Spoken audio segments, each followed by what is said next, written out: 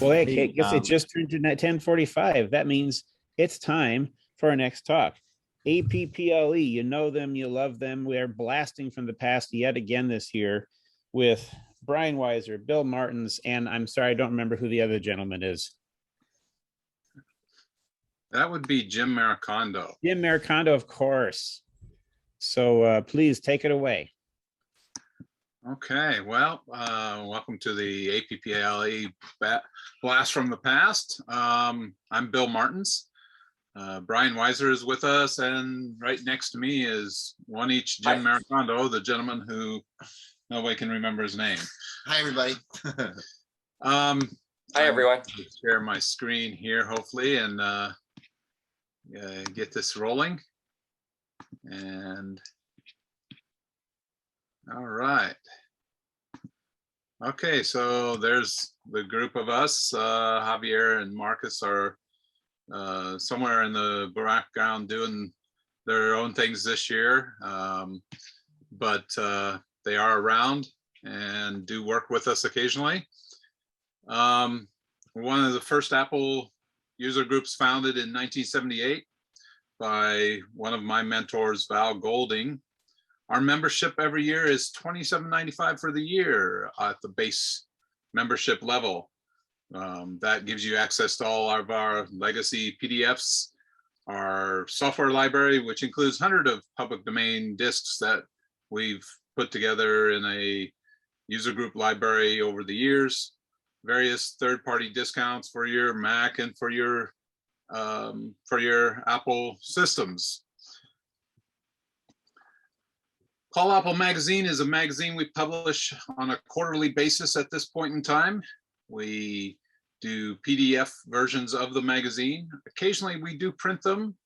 Our 40th anniversary issue, which is now about 4 years old, we have in print form, and it is available in a free download for those who wish to read a bit about our history. We've been publishing for 30 plus years, and well, being as this is the 44th year and coming up the 45th year of our user group, there's a lot of volumes of our magazines under the water, under the bridge, and available for you to peruse online if you're a member of A.P.P.L.E. All of our legacy PDFs are available for paid A.P.P.L.E. members, and on our website you'll find the latest Apple II news, some Mac news, mostly retro and legacy Apple news. Call-A.P.P.L.E.org is our website, and this is now the 20th year that the website has been up and running.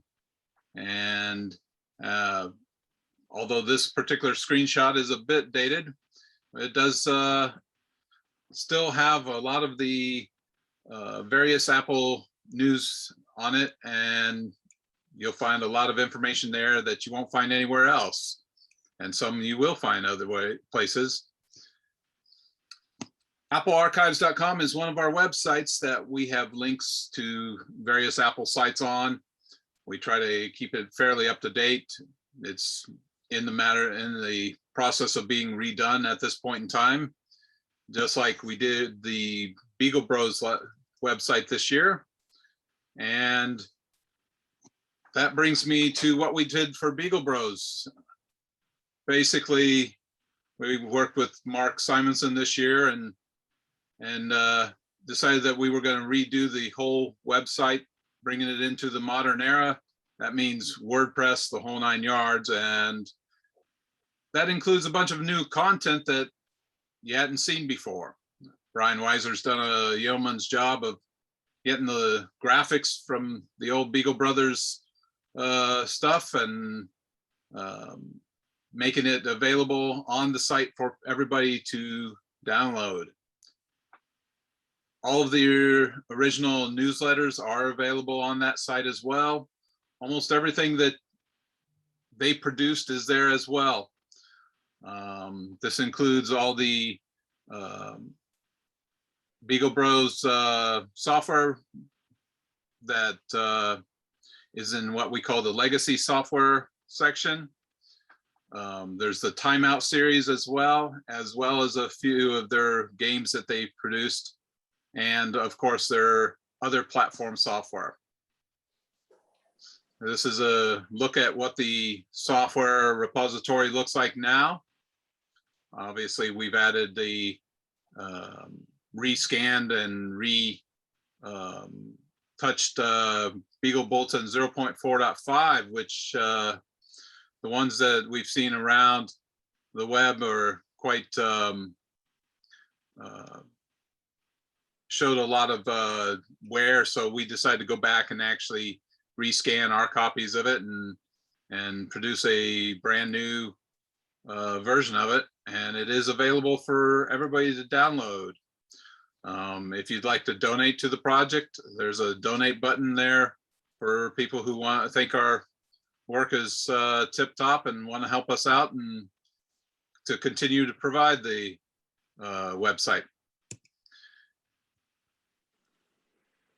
One of the other projects that we're doing is the MECC.co, and if you want to take a look at MECC.co/new, that's part of what we're working on right now. It's not ready for prime time, but it is coming up. We are currently in the process of getting all the manuals ready, some 250 plus educational titles.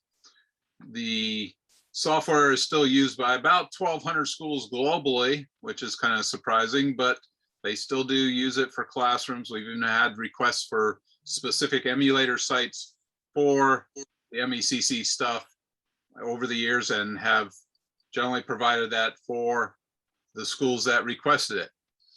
This is the largest official archive. We have probably 8 foot lockers of material that is in our possession that is going onto the site. It has been almost a 6-year project now. Some of the contributors to this project have been Kenneth Brombaugh, who was the first CEO of the company, Steve Taffy, who was the last CEO, Philip Bouchard, who, as you know, wrote a book called You've Died of Dysentery, which is available on the Kindle. Some of the PDFs have been enhanced. We've scanned them quite religiously and now have all of the PDFs 100% scanned and nearly ready for prime time. This includes all the teacher's guides, all the student handouts, and all the other related materials. This is what the website looks like now. Graphics from Brian and the 50th anniversary issue, which we talk about in our latest issue of Call-A.P.P.L.E magazine, along with a article by Wayne Studer, who was the creator of Oregon Trail 2. There's a lot of material there that we take you a little bit of a walk back through the history of the Oregon Trail and MECC software. A couple of things that happened this year: programming contests, primarily sponsored by Roby Sherman and Crow Cousins Software. We've chipped in a few prizes along the way, as well as some publicity for the contests. The pinball construction set contest, which was run earlier this year, we decided we have 2 winners, Joe Smith and Bill Giggle. They both will receive prizes, and Roby Sherman will be telling them more about that. They will each receive copies of our What's Wearing the Apple Rev 2s, which we'll be talking about a little further along in this presentation. The current contest that's going on is a bit of a tongue-in-cheek bet between Roby and I. It is a one-room adventure, basically also known as an escape room. You write it in AppleSoft, has to be your own creation, only one room. And it needs to be resolvable without any kind of extra knowledge. These submissions are due September 4th and can be submitted in the Apple II Software Enthusiast group on Facebook. There's a $100 prize, and there is a upcoming A.P.P.L.E prize that will go with it as well. A couple of the things we've done this year, callapple.org/store. It's coming this next week. T-shirt I'm wearing today, Call-A.P.L.E software t-shirt. We've got some Beagle Bros t-shirts, as well as some other art that we've done. Posters, mugs, some of the artwork that you've seen in our books that we've published, along with some of the authors. There will be t-shirts available with that artwork on it. Some of our legacy Apple art, also there's t-shirts for those as well as coffee mugs. Continue that. Go ahead and you can talk about our projects this year, Brian. Okay. Hi, since the book slides are up, hi everybody. I don't know if you can see me. My name is Brian Weiser, and I'll take you through the new books and things we've produced this year. First up, as you can see, is the AppleSoft Program Editor. This is an editor for AppleSoft Basic to help you correct mistakes, enter lines. It's a manual for version 2.0. It is available for both DOS 3.3 and ProDOS, and works in AppleSoft, the monitor, and you can even access it within the programs you write. It includes all of the features of P.L.E. and G.P.L.E. And the manual is 93 pages, available in paperback. The program, of course, is free, available on callapple.org/apps with a lot of our other software. This is a pretty exciting development, the Apple Software Protection Digest. You may have heard of Computist magazine for deprotecting software. Well, this was a 6-issue journal that Jules H. Gilder put together, published between 1985 and 1986. And not only will you learn how to deprotect software, but also protect software and back up your copy protected disks.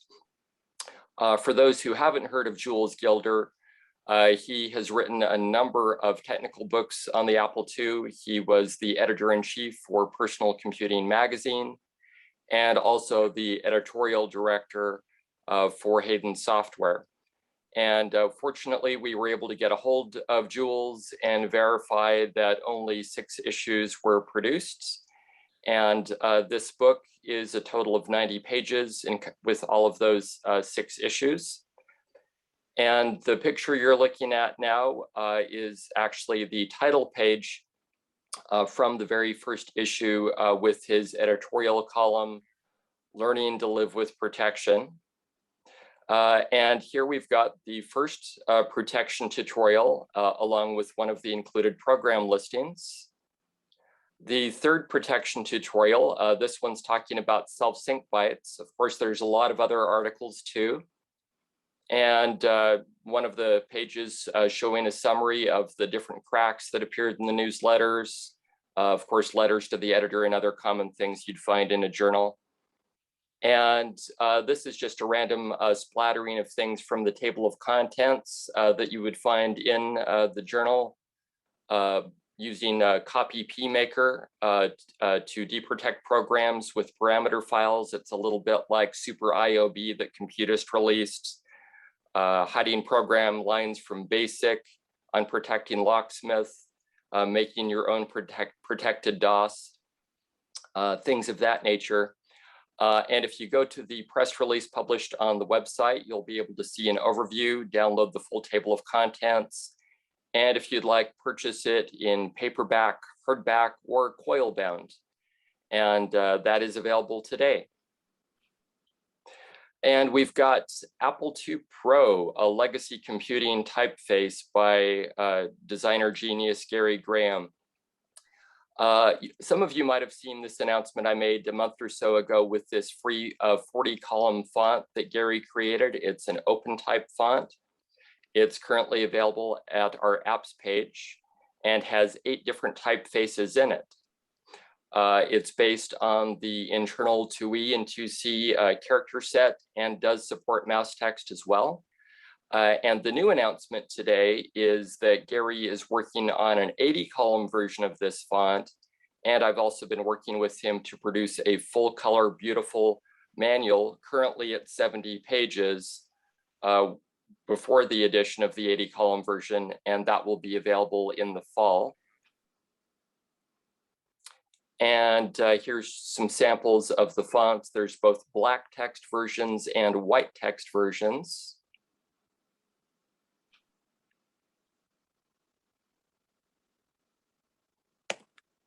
And we're now at All About Pilot. We thought this would make a great addition to our All About series. You might be familiar with All About AppleSoft, DOS, and Pascal. Bill is a huge fan of the Pilot language, and this is virtually finished, will be available next month. And all of our books are available at callapple.org/books. Titles like Tome of Copy Protection, The WASPack, What's Wearing the Apple, Nibble Viewpoints, Mark Pelzarski's Graphically Speaking, and other titles as well on that books page. You can download a table of contents for any of the books. And as far as the surprises, we've got a few fun things in store. First up is Penguin Software. I'm going to give you a little background here before we go on. So in 2019, when Mark Pelzarski of Penguin was at KansasFest, he gave me some of his discs he kept in his desk drawer and said that there looked like there might be some interesting stuff on them from some of the titles, and hoped that I could recover some of the data. I was able to, and that embarked us on a very interesting journey over the last year or so. And here's a big surprise, the Spy's Adventures in Asia. Now, you may have heard of the Spy's Adventures in North America, South America, and Europe, but Asia was the next title in the series. The development got as far as having Raymond and Elizabeth Redlick design the pictures for this game. And there are a total of 26 pictures in this series on one disc, only one disc on the planet, from 1987. And this slide that we're on right now shows the double high-res version and the regular high-res version on the bottom, all contained in one SPC file. That's a Graphics Magician format. And we'll just go through these next slides slowly, please.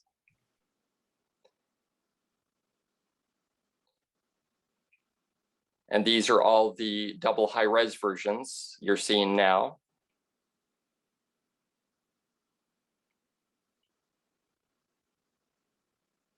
I think we might have skipped past some of those, but I wanted to say on this last slide that all of these pictures are available in PNG format that I've converted, along with the converted disk image off of our website.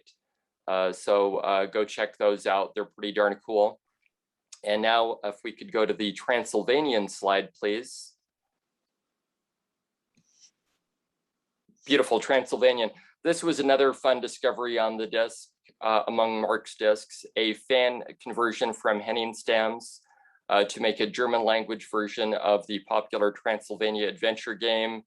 And it is, of course, in German, you know, with the Werwolf. So those two disc images are available to download as well. We've got something even more special coming to an Apple II near you, and it's not quite the end of this presentation. We have 3 more things, and this is a pretty darn big deal. This is Graphics Magician Painter. This is an unreleased internal development tool, version 2.02. The big deal with this is it's double high res. It was actually used to develop the Asia pictures, and it's ProDOS. We have source code, we have the program, And Mark has agreed to make this available soon on a Creative Commons license, so you can actually use it with your projects. And on the next slide is proof that this actually exists because it's not released yet. So you can see the title page. And last but not least, the two other exciting things, their internal comprehend development system. This is what they use to create the Polarware titles like the later Crimson Crown and so forth. Source code program documentation also will be available under Creative Commons. And last but not least, the released versions of Spy's Adventures, the source code, all the supporting graphics and everything will also be available, and probably some other cool Penguin stuff later on as well. And now if we could go to the last slide, just to say thank you for joining us. We've got more surprises this year. Check out our books and our membership, and hopefully now Bill can play the cool Realm stuff. Thanks, everybody. Okay, thank you, Brian, for taking us through that. Now we're going to try and get Daniel Gordon's talk up here with our keynote player. And good morning. My name is Dan Gordon. I'll be talking about a game I developed for the Apple II called Realm. Realm was written mostly in the 80s. It started as a kid's project, but evolved into a prospective commercial game. By the time the game got near completion, events seemed to have overtaken it. The combination of college classes and the Macintosh convinced me to drop development. However, I knew I would want to come back to it someday, so I kept the files and certain printouts. The pandemic left me with more time at home than usual, so I started looking into this again and realized that the community had developed tools to make a recovery project very simple. Now the game is finally released, only as open source rather than as a commercial product. Now for a short demo. I'm using Applewin to emulate an Apple II Plus, and I've copied Realm to a hard disk image. Quick story, the former arch-wizard who dwelt in this castle discovered ancient secrets and departed to the outer realms. Now he's a dark lord, and the quest is to vanquish him. We'll enter the game with a ready-made party. A party has 4 characters made up of various classes and races. I'm going into this town to visit the library. You can talk with the townsfolk or stir up trouble, but we won't do that today. We're in the library where the wizard can learn some spells. We get Ice Storm and Doom Arrow. There are 24 towns, 7 castles, and 15 dungeons in the game, spread across 4 realms. Let me put up the fast status display. The wizard has no spell ready, so let's fix that. Now we go into a dungeon. This is a basic program, so if you know what you're doing, you can interrupt execution and change things. I'll use that to make the game think we're on level 8. I slow down the emulator so I can do Control-C, change a basic variable, and resume execution. Here's the authentic scrolling speed. Now I'll speed it back up. The monster sprite represents a group, in this case 6 white dragons. Gimli decapitates one with the Vorpal blade. Elendil casts protection from frost. Aragorn gets a hit. Gandalf tries Ice Storm, but he forgot white dragons are immune. Now the dragons attack. One uses Frost Breath and it gets through the protection. Another tries his Ice Storm spell, but it fails. I'll finish the battle with auto resolution. I press Ctrl-A and the battle is resolved immediately. If you prefer, you can run at authentic speed and observe the battle unfold. The scope of this project was originally limited to completing the work started in the 80s. That goal was met with version 1.2.1. Subsequent versions go beyond, so a few words about further development. The original machine language was created in the monitor. It works, but it's inflexible and hard to update. Now that getting my hands on a good assembler is no problem, I decided to rewrite all this in a more rational way. This is a prerequisite for certain kinds of enhancements. One application of the improved map interpreter is a potion of vision. This would allow the party to temporarily get a larger view of the map. Perhaps a second dose will grant an even larger view. Simple as it may seem, the old map interpreter would have had trouble with this. Another objective is performance. The new program is already quite a bit faster, but some important optimizations remain to be done.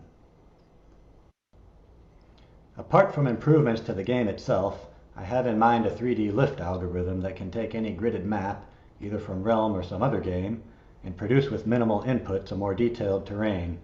One possible use is to create a nice player map with important marked locations, but my dream would be to put this in a VR setting. The map lift you see is a first try at 3D Arinia. Finally, the ending of the game does leave the door open for a sequel. I'm not sure if this will happen or what form it would take. Thank you, and if you'd like to give it a try, everything is available on GitHub. The link is shown on the screen. Okay, well, thanks a lot for joining us. Just one more thing here before we go. As Brian mentioned, Jules's book is available today. It is quite a nice little book. Yay! Our copy protection scheme from the tome. And then also available today are the Rev 2s of What's Where in the Apple. And thanks to Forrest and a bunch of other people who helped out, we've got an updated version of What's Where in the Apple.